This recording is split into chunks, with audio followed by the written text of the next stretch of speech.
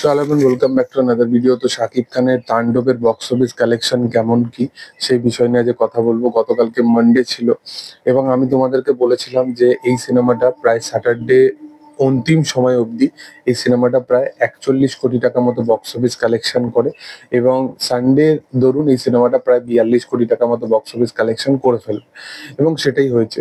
But কালেকশনটা কি কম হলো বা কালেকশনটা মানে আরো বেশি বা আরো বেটার হওয়ার দরকার ছিল বা কালেকশনে কি কোনো ইম্প্যাক্ট ফেলেছে বা ড্রপ এসছে সেই বিষয় নিয়ে কথা বলবো। দেখো মূলত তোমাদেরকে একটা কথা বলে রাখি যে তাণ্ডব কিন্তু পুরোপুরি পাইরেসি হয়ে গেছে, মানে পুরোপুরি পাইরেটেড ভার্সন। যে সমস্ত পাইরেটেড সাইট গুলো থাকে সেই সমস্ত জায়গায় কিন্তু তাণ্ডব অ্যাভেলেবেল হয়ে গেছে। তো এই সপ্তাহই মানে আফটার থার্সডে প্রচন্ডভাবে তাণ্ডবের কিন্তু বক্স অফিসে ড্রপ করেছে। মেগাস্টার শাকিব খানের সিনেমা সেকেন্ড উইক থার্ড উইকের পর যে এক্সপেকটেশনটা রাখা হয়েছিল সেটা প্রায় 60 কারোর প্লাসের ওপর রাখা হয়েছিল এবং তাণ্ডবের যদি তুমি দেখো যে মাল্টিপ্লেক্স চেনেরও যে বক্স অফিস কালেকশনটা সেটাও কিন্তু বরবাদের থেকে ফার ফার বেটার প্রথম উইকে।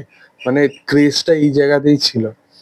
আমি বারবার বলেছিলাম যে ক্লিপগুলো যেটা ভাইরাল হচ্ছে, ক্যামিও ক্লিপ বা এই সমস্ত ক্লিপ, এগুলো অবশ্যই সিনেমাটার ইম্প্যাক্ট নষ্ট করছে, সবকিছু ঠিক আছে, বাট ক্লিপগুলোতে কিন্তু হাইপটাকে জেনারেট করতে পারছে। বাট এইগুলো পার্টিকুলারলি যেটা করা হয়েছে, এই যে পাইরেটেড ভার্সন গুলো যেটা পুরোপুরি পাইরেসি করে দেওয়া হয়েছে, ইউটিউবে অ্যাভেলেবেল করে দেওয়া হয়েছে, এই সমস্ত জিনিসগুলো যেগুলো করা হয়েছে সেগুলো একদমই মান্য নয়।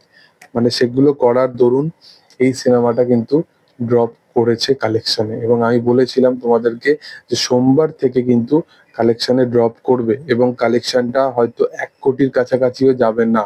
তার পিছনে রিজনটা হচ্ছে এই সিনেমাটা মূলত একটা জিনিসের ওপর ভিত্তি করে দাঁড়িয়ে আছে, সেটা হচ্ছে অডিয়েন্স।